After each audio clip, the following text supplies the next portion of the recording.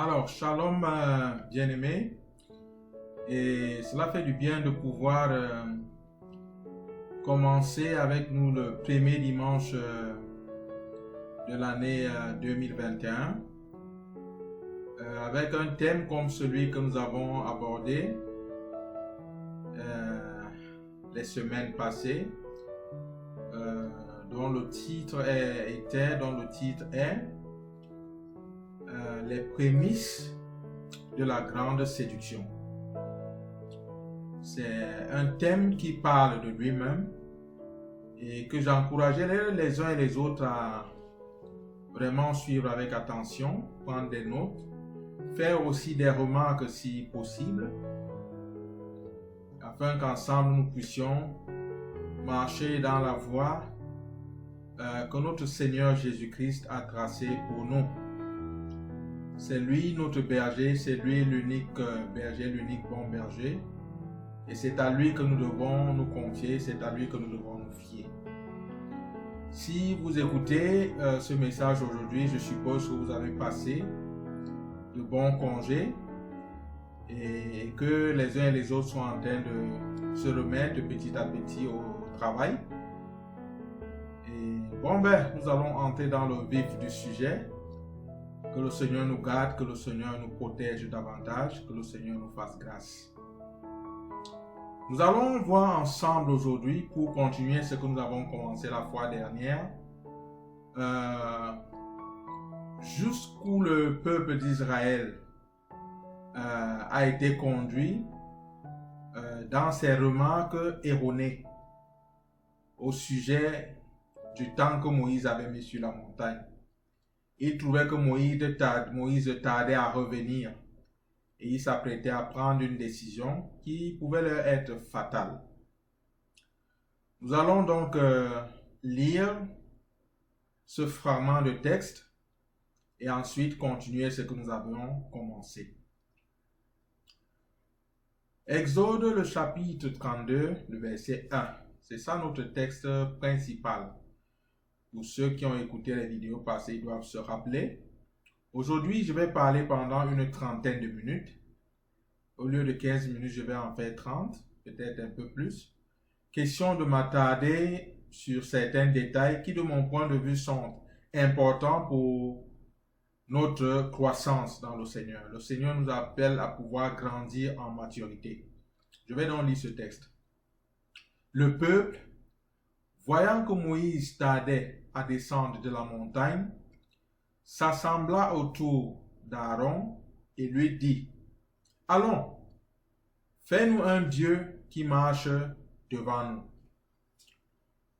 Voyez-vous, le Seigneur nous appelle à marcher par la foi. Et la marche par la foi implique irrémédiablement la confiance totale en l'Éternel, en notre Seigneur Jésus-Christ. Et si je dis la confiance en notre Seigneur Jésus-Christ, c'est la confiance en sa parole aussi. C'est très important de comprendre cela. Et nous ne devons pas oublier que nous sommes en guerre. Donc, ceux d'entre nous qui croient qu'on est encore seulement en train de se balader sur un chemin paisible, parce que le Seigneur a remporté la victoire il y a 2000 ans, non, je crois que vous vous trompez. Quand vous lisez très bien le livre de l'Apocalypse, à chaque fois, à la fin de chaque lettre adressée aux églises, le Seigneur a utilisé un terme « à celui qui vaincra ». À celui qui vaincra. À chaque fois, ce terme était répété. C'est pour nous mettre la puce à l'oreille pour que nous comprenions que nous sommes en guerre. Et l'une des armes les plus fortes qui a toujours comme précédé la victoire, je vais dire, de deux pays, de deux nations ou de deux royaumes belligérants, a été la peur. Et pour que la peur soit créée dans le camp de l'ennemi, il y a quelque chose qui doit précéder. Et la chose qui doit précéder la peur, c'est lorsqu'on a réussi à semer la confusion dans le camp de l'ennemi. lorsque les soldats sont confus, lorsque les généraux sont confus et ne savent plus quel plan utiliser, ne savent plus à qui se fier, alors c'est la défaite parce que la peur s'installe au milieu des soldats et c'est la défaite rassurée. Donc, je voudrais dire ici donc, dans le texte que nous venons de lire, que, à mon sens, ou bien de mon point de vue, pour que le peuple arrive à tirer une conclusion de ce genre, une conclusion qui encore de mon point de vue est fatale, est vraiment coûteuse pour sa foi et pour sa marche avec Dieu, pour qu'ils arrivent à pouvoir tirer une conclusion de ce genre, il a dû se passer au moins deux choses. La première des choses, c'est que ce peuple s'est retrouvé sous l'influence d'un esprit impur. Et la deuxième des choses, c'est que ce peuple a dû former un bloc de rébellion sous l'influence de cet esprit. Et j'ai nommé ce bloc de rébellion une espèce de consensus. Il a dû avoir un consensus. Je vais m'expliquer tout à l'heure. Mais je vais d'abord commencer par souligner le fait que le premier des points que j'ai mentionné, c'est le fait que ce peuple a été sous l'influence d'un esprit impur. Et plus précisément, un esprit de confusion et d'égarement. Je vais m'expliquer. Et vous savez, dès les débuts, je nous ai fait comprendre que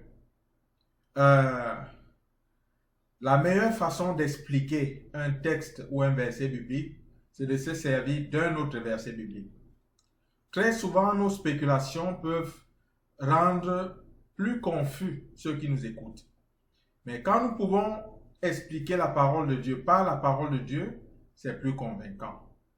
Et je suppose que nous serons plus convaincus aujourd'hui. Nous allons lire une première portion pour démontrer combien ce peuple était confus. C'est toujours dans le verset 1 du chapitre 32.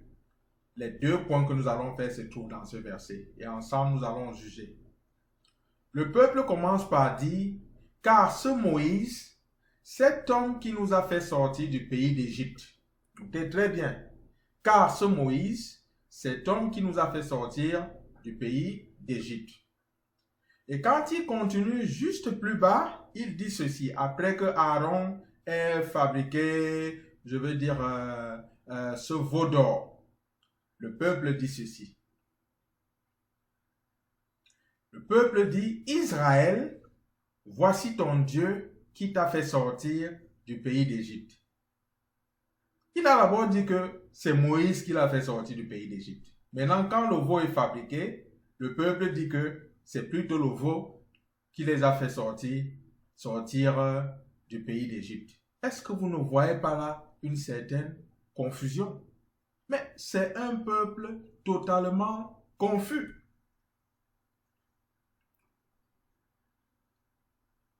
Et nous avons dit, rappelez-vous, dans la tactique de guerre, c'est que lorsqu'un peuple devient confus, ce qui va suivre après, ce sera la peur. N'est-ce pas? Et la peur va marquer carrément la défaite. Une défaite. Parce que cette confusion a entraîné le peuple carrément à pratiquer ce que l'Éternel avait interdit, de l'idolâtrie. Carrément de l'idolâtrie. Donc, je vais citer quelques exemples, peut-être 2, 3 ou 4, pour nous montrer l'opération de ce type d'esprit.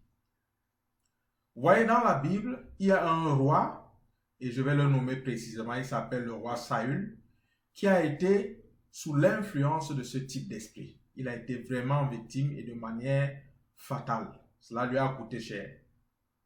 Après qu'il ait désobéi à l'Éternel et que l'Éternel lui ait retiré la royauté, je vais lire une portion de texte qui est attachée à cela. C'est 1 Samuel 16, le verset 14. L'esprit de l'Éternel se retira de Saül, qui fut agité par un mauvais esprit venant de l'Éternel. Avant de continuer, j'aimerais expliquer juste ce petit groupe de mots, n'est-ce pas? Venant de l'Éternel. Qu'est-ce que ça veut dire? Est-ce que ça veut dire que Dieu a délibérément envoyé un esprit mauvais sur Saül? Non. Ce n'est pas ce que cela veut dire. Ça veut simplement dire que après que Saül ait désobéi jusqu'à ce niveau, Dieu a permis que cet esprit mauvais investisse ou possède Saül. Il a permis cela. Nous voyons ce type de permission, jusqu'à un détail près, dans le livre de Job, le chapitre 1 et le chapitre 2. La Bible nous fait comprendre que les enfants de Dieu sont venus devant Dieu, et pendant qu'ils venaient donc devant Dieu, Satan en a profité pour s'insérer au milieu d'eux et se retrouver aussi devant Dieu. Pourquoi Dieu a-t-il permis cela? Ça, je ne sais pas. Dieu seul le sait. Je suppose. N'est-ce pas? Toujours est-il que la Bible nous dit dans ce livre de Job que Satan se retrouvait devant Dieu. Et Dieu lui dit donc, dis, est-ce que tu as vu là en bas mon serviteur Job? C'est quelqu'un d'intègre. C'est quelqu'un qui craint l'Éternel et il marche selon la justice. Alors Satan dit à Dieu que, mais comment? Toi, tu as comblé ce gars de richesse. C'est quelqu'un de... Si tu combles n'importe quel homme sur la terre de richesse, il va toujours agir comme Job. Dieu lui dit donc, si c'est ce que tu dis, je te permets de toucher à toutes ses richesses, mais ne touche pas à sa vie. Tu peux toucher à toutes ses richesses, à tout ce qui lui appartient, mais garde-toi de toucher à sa vie. Et Satan est allé et a détruit tout ce qui appartenait à Job, a anéanti tout cela. Il a perdu tout ce qu'il avait en quelques heures. Tous les biens, toutes les richesses qu'il avait en quelques heures. Et il est resté intègre, Satan est revenu. Dieu lui dit que mon serviteur là, il reste toujours intègre. Malgré le fait qu'il ait tout perdu. Satan lui dit que, oh mon Dieu. Mais ce gars de Satan est tellement effronté. Il dit à l'Éternel, le créateur de l'univers, c'est-à-dire que, parions ici que, sur la terre là, quand tu touches à la chair d'un être humain, qui qu'il soit, il va te régner en face. Alors l'Éternel a encore permis à Satan de pouvoir toucher même à la chair de Job, mais il lui a donné toujours un ordre de ne pas toucher à sa vie. C'est comme ça que Satan est descendu et a infligé à Job un ulcère malin qu'il a frappé du bout de sa tête jusqu'à la plante des pieds. Et le gars s'est couvert dans la cendre et arborait un vieux sac. Et c'était douloureux et il avait mal. Et Job a tenu ferme. Donc, j'ai abordé ce point non pas pour raconter l'histoire de Job, mais pour montrer combien Dieu peut permettre quelquefois aux esprits mauvais, à un esprit mauvais, et même à Satan dans ce cas-ci, de pouvoir toucher à ce qui appartient aux hommes. Dieu peut le permettre. Donc, et ceci est pour nous une leçon. Avant d'ouvrir notre bouche et nous précipiter à faire reposer tout ce qui nous arrive sur Dieu, faisons très attention. Faisons attention. Le fait que Dieu ait permis à un esprit de pouvoir infliger des douleurs à un enfant de Dieu ne veut pas dire que c'est Dieu qui lui inflige cela. S'il vous plaît. Notre Dieu est lumière et en lui il n'y a point d'ombre de ténèbres. L'Éternel est bon. Ok? Nous allons poursuivre notre lecture et cette lecture concerne toujours notre fameux roi Saül, n'est-ce pas? Et cette fois-ci, c'est dans le chapitre 28. Et dans le chapitre 28, il est question d'une guerre qui était imminente entre le peuple d'Israël et les Philistins. Les Philistins, quand nous lisons la Bible, ont été comme, comment dirais-je, un peuple ennemi qui a eu des guerres perpétuelles et à répétition contre le peuple d'Israël. On peut entrer dans la typologie et nommer plein de choses, mais ce n'est pas ici le lieu de pouvoir parler de ça. Peut-être en parlerons-nous dans d'autres vidéos. N'est-ce pas? Donc, nous sommes dans 1 Samuel 28 et les Philistins s'apprêtent à attaquer Israël. Le roi Saül est dépassé et il va consulter l'Éternel par la voie que l'Éternel avait établie, mais l'Éternel qu'il avait déjà rejeté ne répond pas. De toutes les façons, faisons la lecture. Le verset 5. À la vue du camp des Philistins, Saül fut saisi de crainte et un violent tremblement s'empara de son cœur. Saül consulta l'Éternel et l'Éternel ne lui répondit point, ni par les songes, ni par l'Urim, ni par les prophètes. Voilà les trois voies que l'Éternel avait établies, lesquelles étaient désignées au peuple d'Israël pour pouvoir le consulter. Soit par les songes, soit par l'Urim, c'est-à-dire au travers des sacrificateurs, soit par les prophètes directement. Donc Saül est allé vers ces voies-là, cela n'a pas donné, l'Éternel est resté silencieux. Alors que fait-il donc ce Saül? N'ayant pas reçu de réponse du Seigneur par la voie normale, il va employer des chemins détournés. C'est vraiment curieux pour ce roi, n'est-ce pas? Je vous ai dit que l'arme fatale de l'ennemi, c'est de s'aimer la confusion. Une fois qu'elle est là, l'échec est assuré. Voilà un roi confus. Il est totalement confus. Par cet esprit mauvais qui est descendu en lui, il est confus.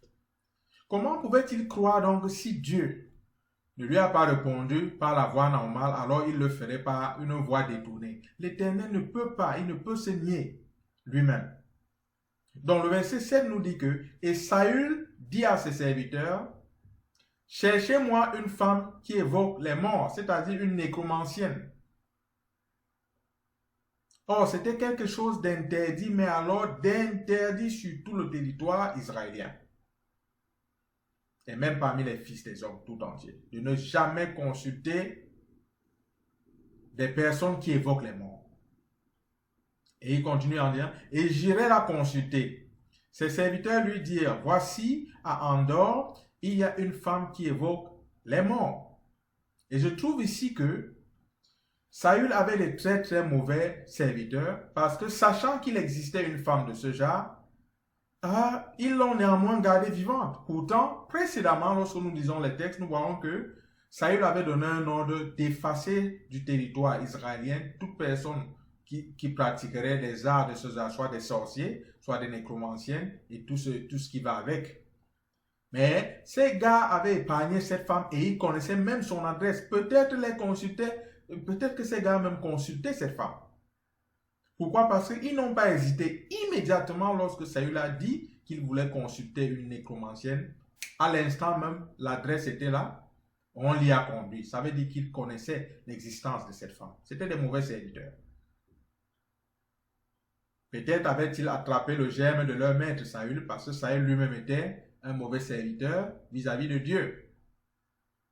Et il devait être comme ça en train de récolter ce qu'il a semé. Donc ses serviteurs lui dirent, « Voici, il y a en Endor une femme qui évoque les morts. » Alors Saül se déguisa et prit d'autres vêtements et il partit avec 2 hommes. Ils arrivèrent de nuit chez la femme. Saül lui dit, « Prédis-moi l'avenir en évoquant les morts et fais-moi monter celui que je te dirai. » Prédis-moi l'avenir en évoquant les morts. L'Éternel ne t'a pas répondu, tu trouves une voie détournée. Vous voyez, cet esprit agit encore de nos jours et je vais vous donner un indice et certainement vous allez commencer dans vos causeries avec des personnes ça et là à entendre ces esprits parler. Parce que voici ce que disent souvent ces esprits. Ils vont vous dire aujourd'hui, lorsque vous commettez de telles choses que après tout chemin mène à Rome. Je sais qu'il y a beaucoup de personnes qui ont entendu ce langage, ou bien cet adage. tout chemin mène à Rome. C'est bien. Et c'est même vrai. Tout chemin mène à Rome. Mais ne vous y trompez pas, un seul chemin mène vers Dieu. Et ce chemin qui mène vers Dieu, c'est Jésus-Christ. C'est lui la voie établie. Il n'y a pas d'autre voie. Oui, continuez votre adage, continuez de le proclamer, tout chemin mène à Rome, mais je vous dis que chaque fois que ceci est déclaré, lorsqu'il est question du service de l'Éternel, sachez que ce sont des démons qui parlent. Ceci pour pouvoir défendre leur cause de rébellion qu'ils infligent à l'espèce humaine. Ils poussent les êtres humains à se rebeller contre l'Éternel. Donc, Saül se trouvait vraiment dans un très mauvais état, dans la confusion. N'est-ce pas? Donc, une fois de plus encore, la confusion s'installe. Et ce sera l'une des armes les plus terribles, les plus fatales de cette fin des temps pour amener les uns et les autres à être séduits. La confusion. Et nous allons voir plus loin comment est-ce qu'elle s'opère dans l'Église. Chaque fois qu'un individu est confus, sachez que cet individu, surtout si c'est un chrétien ou une chrétienne, va commettre des gaffes. Parce que lorsqu'on est confus, on manque de discernement. Et lorsqu'on ne peut pas discerner ce qui est saint de ce qui est profane, évidemment, on va gaffer. Et c'est un esprit qui est en train d'opérer vivement dans l'Église.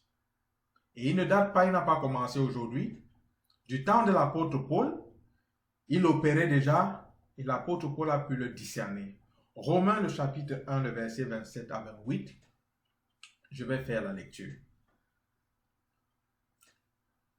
Et de même, verset 27, les hommes, abandonnant l'usage naturel de la femme, se sont enflammés dans leurs désirs les uns pour les autres, commettant homme avec homme des choses infâmes et recevant en eux-mêmes le salaire que méritait leur égarement. Voici encore un autre esprit de confusion. Le fait de pouvoir aller homme avec homme ou femme avec femme, c'est la confusion. C'est la pire des confusions. Voyez-vous, l'Éternel est juste et tout ce qu'il fait a du sens. S'il fallait même parler simplement de bon sens. Il a établi les rapports sexuels pour deux choses. Pour la reproduction et ensuite pour que l'homme et la femme se fassent plaisir. Deux choses. Parce que le fait de venir ensemble dans ces rapports sexuels, c'est une espèce de communion. Lorsque la Bible nous fait comprendre que les deux deviendront une seule chair, c'est dans ce sens. Quand c'est consommé dans ce sens, c'est comme si c'est une seule personne qui se forme. Donc pour le plaisir et ensuite pour pouvoir procréer. Quand d'autres voies sont utilisées qui ne respectent pas ces deux normes-là, sachez que la confusion vient de s'installer. Oh, on va chercher à nous le faire avaler par tous les moyens et même par des menaces. Lorsque nous allons parler en tant que chrétiens, comme pour dire que ce chemin-là n'est pas bon, ce sont des mauvaises voies, on va dire que nous sommes des personnes qui sont en train de prôner quoi? Nous sommes en train de détester les gens, c'est ça? Nous ne sommes pas, comment je vais dire ceci? Nous ne sommes pas tolérants. Nous ne sommes pas, on va nous donner tout genre d'étiquettes pour pouvoir justifier ce qui est mauvais. De nos jours, on a des personnes qui vont jusqu'à pratiquer l'une des choses aussi que la Bible a condamnées, et je suis sûr que ça va être bientôt validé aussi dans le monde entier, et nous serons aussi taxés de méchants. Et cette chose, c'est le fait que les êtres humains commencent à tomber amoureux de leurs animaux, à coucher avec les animaux.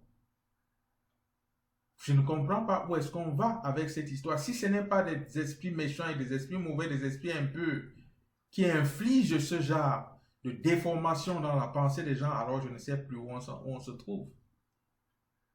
Il y a un autre aspect de confusion qui est en train de venir dans le sens où de plus en plus des personnes s'acharnent sur les enfants. Et ce sont les personnes, vous n'allez pas vous imaginer, même certains leaders de notre société. Cela veut dire les personnes qui votent et présentent les lois qui gouvernent notre société. Si donc ce sont des personnes qui se comportent de cette façon, imaginez le genre de loi que nous aurons. Et nous allons devenir des méchants. Heureusement que pour nous, en tant qu'enfants de Dieu, ce n'est point une surprise puisque le Seigneur Jésus-Christ nous a avertis.